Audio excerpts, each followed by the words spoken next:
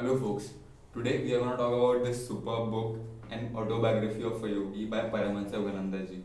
And the genre of this book is actually spirituality.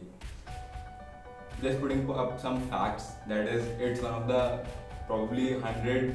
It's one of the 100 most important spiritual books of 20th century. But 100 तो बहुत बड़ा है. I would say कि ये first या second number पे most important books.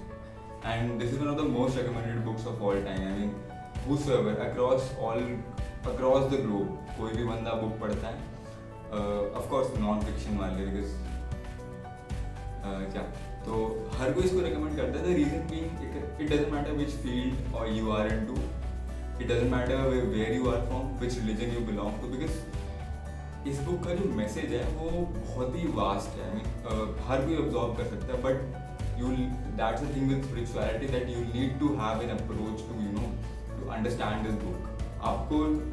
आपको सीखने की अप्रोच होनी चाहिए कि yes, आप you want to learn from this book. तो आप you won't be believing into this book blindly, but you need to be willing to learn from this book. Yeah, because that's important, because spirituality का यही problem होता है कि spirituality is a segment where a lot of corruption can seep into. तो थोड़ा shady हो जाता है कि हम तो फैक्ट वाले हैं, हमें तो ये जो स्टोरी थी ऐसी पसंद होती है. तो स्पिरिचुअलिटी को मतलब उसमें क्या होता है, spirituality is actually based upon कि you know the facts only once you reach a certain spiritual level. तो फिर हम उतना एफर्ट डालना नहीं चाहते, हमें पहले प्रूफ चाहिए, फिर हम उसमें एफर्ट डालते हैं. तो इसीलिए but the reason being this is one of the most recommended books कि हम बताएंगे, मैं आपको अभी बताता हूँ. और please remind me, okay, how can you read एक दिस इज चैप्टर नंबर 47, ठीक है, जहाँ पे I was feeling as if यार this is too much, this is beyond me, ये कुछ ज़्यादा ही ऐसा हो रहा है कि I can't believe this in this time of whatever it is. तो this chapter and just a few chapters later chapter number 47 happened, and that's when I thought कि मैन यार this is it, this was the moment where all my doubts were proved, sort of, a lot of things in this book. So let's talk about a summary of this book. So this is a biography, so it's actually based upon the timeline of Paramahansa Yogananda ji. And another fact is कि Paramahansa ji left his body in 1945. Then 1945 is not a long time back, it's very recent. So एक और reason है इसको believe करने का. तो it's about his lifetime कि उन्होंने क्या, how he was introduced to yoga, how yoga chose him, and it's a lot about what are the what kriya yoga can do to you, what levels you can reach beyond this material body, beyond this life of let's say 80 years, कि आप कितना ज़्यादा next level पे, Cosmos level पे बात कर सकते हो, और करी भी हुई है इसमें. And then how he was introduced to yoga, how he was the chosen one to spread the message of Kriya Yoga to the East as well. By East, I mean he started off with America and then spread the rest of the Europe and now into entire the whole world. तो फिर and then it's again then you would think यार it's ऐसे book में तो ऐसे ना बहुत सारा ज्ञान दिया हुआ है, तो मज़ा नहीं आता वो ज्ञान में, बोरिंग हो जाता है. But surprisingly this book is very interesting. I mean this book is all about meetings with great scientists, poets, leaders like Mahatma Gandhi, Rabindranath Tagore is the poet I'm talking about, Subhash Chandra Bose, these are Indian scientists. और फिर and then it talks about various miraculous things which were happening in that point of time. And miraculous तो मैं आज के term में बोल रहा हूँ, उस टर्म में तो वो था कि there were different kind of people who attained their practice, different people from different religions who attained a certain connection with the God and with the cosmos. So फिर it was like कि and then meeting with those people, it's all double quotes in this. By double quotes I mean कि जो भी 1-to-1 conversation थी वहाँ पे उसको translate करके सीधा परमात्मा जी ने इंग्लिश में लिख दिया. तो जब 1-to-1 conversation होती है तो it automatically becomes interesting. This is a fairly long book. It took me more than 2 weeks to read the book, which usually I take 3 days to read a book, but it took me more than 2 weeks. पहला read था वो, ठीक है, और I'm sure कि मैं 10% भी absorb नहीं कर पाया उस book का. तो it's very long, but बहुत interesting होता है. कहीं कहीं पे ये होता है कि हाँ ये बहुत ज़्यादा हो रहा है, where Paramahansa starts to explain how to reach multi-levels and what's the vision of this, what was happening in that vision. तो ऐसी चीज़ें, मैं स्पॉयलर नहीं देना चाहता. Then and again, तो एक और रीज़न है कि ऑटोबायोग्राफी मैंने इसलिए चूज़ करी है वाली बुक. स्पिरिचुअलिटी पे मैंने कभी स्पिरिचुअलिटी पे नहीं पढ़ा वो, although I am interested in spirituality but I never read a book.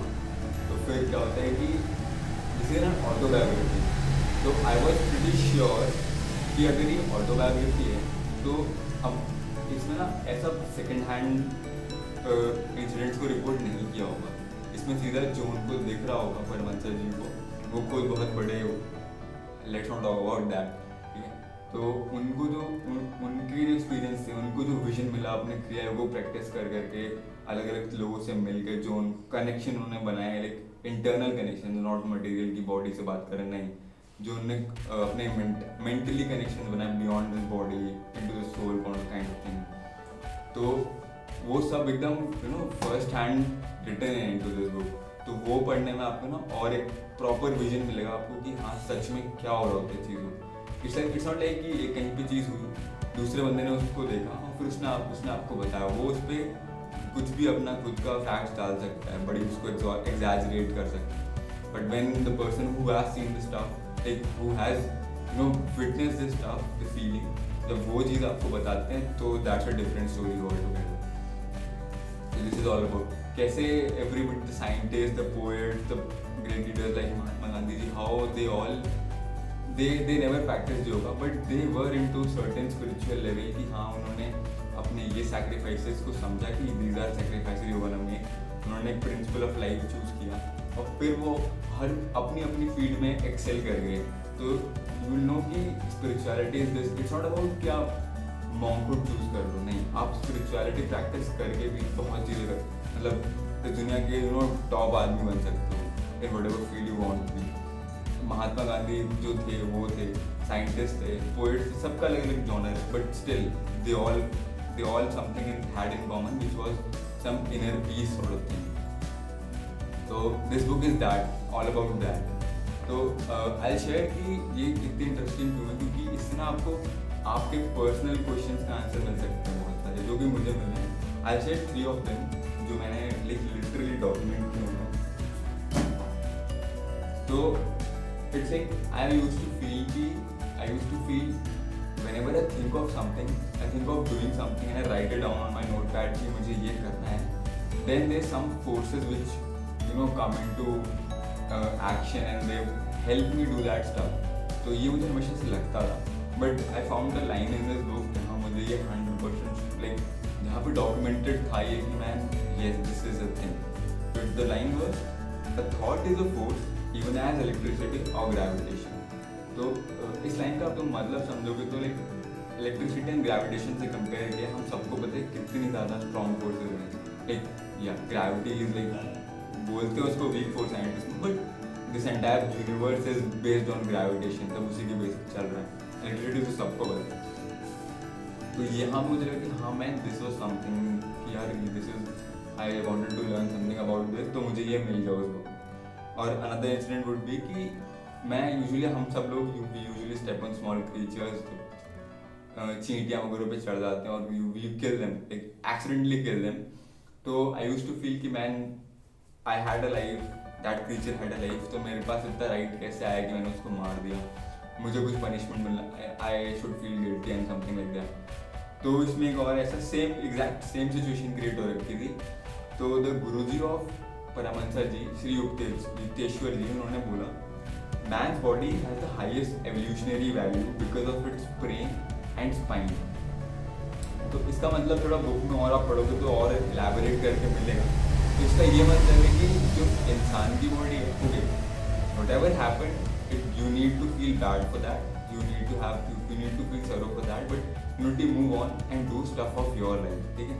और ब्रेन एंड स्पाइन पे फोकस इसलिए क्योंकि हम of course human have evoluted to develop our brain to beat the best of the creature. Like हम तो by far बहुत best हैं. और स्पाइन की इसलिए बात करी क्योंकि because there are 5 focal points in our spine according to yoga, जो मतलब जो स्पिरिचुअलिटी अटेन करने में उन पॉइंट्स पे आपको मतलब वर्क करना पड़ता है. तो that's what they are talking about. Fine, ये बुक का चैप्टर पढ़ोगे तो आपको बहुत क्लैरिटी मिल जाएगी. मैं तो सिर्फ एक कोट को मेंशन कर रहा हूँ. Then there was another thing where I used to feel astrology का कोई मतलब नहीं, ठीक है, ऐसा कुछ नहीं है. मैं कुछ चाहूँगा करना तो मैं करूँगा, एस्ट्रोलॉजी से मुझे फ़र्क नहीं पड़ना चाहिए. तो I used to feel that. But इस बुक में ऐसा एक्सप्लेन किया एस्ट्रोलॉजी को, द वे एस्ट्रोलॉजी वर्क्स, तो मुझे बिलीव होगा कि हाँ यार, this could be a possibility, या this could things like this happen, can happen. Also I do follow Sadhguru on YouTube. You should at least hear his conferences and his questionnaires. So I was sort of driven towards spirituality कि यार हाँ, मुझे मतलब I like Sadhguru because the way he answers questions, आपके मन में doubt नहीं रहेगा कि आप उसको क्रॉस क्वेश्चन करो. बहुत ही अच्छे से क्लैरिफाई किया होता है उन्होंने. तो ऑलरेडी मैं सॉर्ट ऑफ स्पिरिचुअलिटी में था, तो अब ये बुक इसलिए और ही हिट कर रही है. तो द एस्ट्रोलॉजी वाली लाइन पे मैं बोलता हूँ कि astrology is the study of man's response to planetary stimuli. तो ये एक्चुअली सिर्फ एक लाइन है. तो इसका मतलब ये था कि मतलब हाँ, ऐसा होता है और सच में. बट द फैक्ट इज कि जो आपकी एस्ट्रोलॉजर होता है, एक जो आपको बताएगा आपके प्लैनेट्स वगैरह के बारे में, he has to be genuine, which is rare. जैसे न्यूज़पेपर में कुछ भी आता है तो हम उसको पढ़ के नहीं मान सकते कि यार this is about me. There are very few people who can understand, who can look into you and tell us something about you. तो वो जेन्युइनिटी होना इम्पोर्टेंट है, ना कि आप न्यूज़पेपर अगर ट्रू हो सकते हैं बट इट्स नॉट नेसेसरी कोई वेरीफाइड फैक्ट्स न्यूज़. तो इस टाइम पे, टुडेज टाइम पे, तो आई वुड से कि ठीक है, आप एस्ट्रोलॉजी पे बिलीव करो पर किसी के पढ़ के उसके अपने डिसीजन मेकिंग में चेंजेस मत करो. तो दैट सॉर्ट ऑफ थिंग. तो ये होता है. और यार ये तो मेरे 3 पॉइंट्स थे. आई वुड से ये 5% ऑफ दिस बुक भी नहीं मैंने पढ़ा है, समझा है कि मेरे को एटलीस्ट 100 टाइम्स मेरे को पढ़नी पड़ेगी ये बुक, तो मैं इसको अच्छे से समझूंगा. And beside this book has a very sort of sorted, आप इसको डिनाई नहीं कर सकते. इसमें क्या होता है, इन्होंने बोला है कि डिफरेंट रिलीजन्स सिर्फ एक ही गॉड के अलग अलग मैसेंजर्स को भेजा हुआ है और हर अलग टाइप के लोगों को मैसेजेस कन्वे करने के. तो ये बहुत, अगर आप सोचो इस बारे में, बहुत जेन्युइन बात है कि यार all religions convey the same message which is non violence. तो ये इस बुक में काफ़ी क्लियरली बताया हुआ है. तो ये एक बहुत ही अच्छी बात है कि मतलब हाँ, मतलब कि रिलीजन पे इसमें किसी ने फोकस नहीं किया. इनफैक्ट इसमें ट्राई किया कि how there are multiple instances where उन्होंने ट्राई किया क्रिश्चियनिटी और हिंदुइज्म और समटाइम इस्लाम को भी मतलब उन्होंने कंबाइन करके बताया हुआ है कि सबका मैसेज सेम होता है. तो this is lot of stuff in this book. You should definitely read this book. तो मेरा टेक तो अभी यही है. नेक्स्ट टाइम अगर मैं फिर से पढ़ूंगा तो मैं आपको फिर से नए इसके इनसाइट्स बताऊंगा. तो but for now I would suggest you to definitely read this book क्योंकि it's very very very insightful और you should be willing to read this book. अगर आप सोचो कि डिनाई कर दूँ मैं, इसमें ऐसी मिराकुलस चीज़ें हैं कि यू वुड से कि this is not possible scientifically. तो फिर अगर आप इस मूड से आए हो तो you definitely you won't be convinced by this book. But you would say कि okay this thing can happen, तो लेट्स सी कि how is it justified in this book. तो आपको मे बी प्रॉपर जस्टिफिकेशन मिल जाए और maybe और you had some personal question कि यार ये लाइफ में ये चीज़ कैसे ऑपरेट होती है. तो मेरे को 3 मिल गए. मेरे को इनफैक्ट मेरे को हंड्रेड्स ऑफ मिल गए बट मैंने 3 को बहुत काफ़ी लगा कि मुझे हाँ ये 3 काफ़ी इंसाइटफुल थे. ऐसे आपको भी कुछ भी आपके मिल सकते हैं. तो it's actually a must read book. I would say everybody should read it. Everybody, it doesn't matter you are a reader, you like books or not, but you have to read this. Yeah, that would be my take. It's a must read. Thank you.